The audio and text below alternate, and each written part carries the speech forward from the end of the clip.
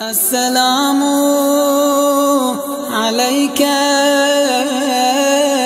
يا أبا عبد الله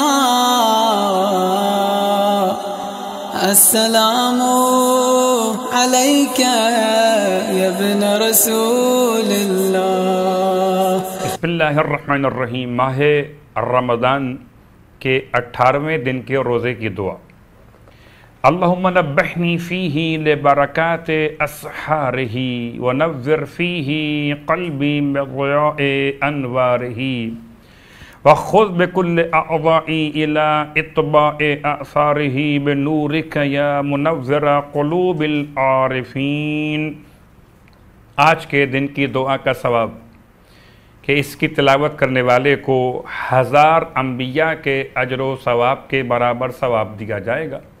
ماہ رمضان المبارک کے 18ویں دن کے روزے کا ثواب اللہ کے رسول کے الفاظ کے اعتبار سے کہ پروردگار جناب جبرائیل علیہ السلام، میکائیل، اسرافیل، حاملین کرسی اور کربین کو حکم دے گا کہ اگلے سال تک امت محمد صلی اللہ علیہ وآلہ کے لیے استغفار کریں، اور اللہ آج کے روزے داروں کے لیے قیامت کے دن اہل بدر کا ثواب عطا فرمائے گا۔ ماہ رمضان المبارک کے حوالے سے روزوں کے مسائل کہتے ہیں کہ انسان اگر ماہ رمضان میں سفر اختیار کرے تو کیا یہ جائز ہے؟ جواب جی ہاں، ماہ رمضان میں سفر اختیار کرنے کی اجازت، لیکن اگر یہ سفر روزوں سے بچنے کے لیے ہو تو پھر یہ سفر مکروہ ہے۔ البتہ حج اور عمرے کے لیے انسان اگر سفر کرتا ہے تو کراہیت ختم ہو جاتی ہے۔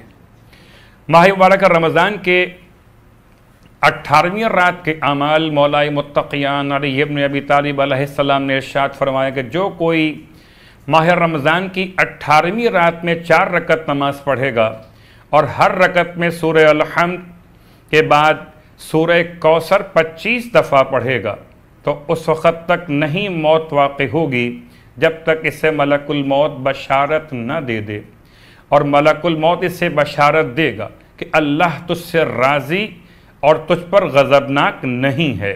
رسول خدا اس رات میں یہ دعا کی تلاوت کیا کرتے تھے: الحمدللہ الذی اکرمنا بشہرنا ھذا وانزل علینا فیہ القرآن وعرفنا حقہ والحمدللہ علی البصیر وبنور وجہک یا الہنا وإلہ آبائنا الاولین وارزقنا فیہ التوبہ ولا تخذلنا ولا تخلف ظننا بک صلی علی محمد وآلہ واعف عنا وارحمنا انک انت الجلیل الجبار۔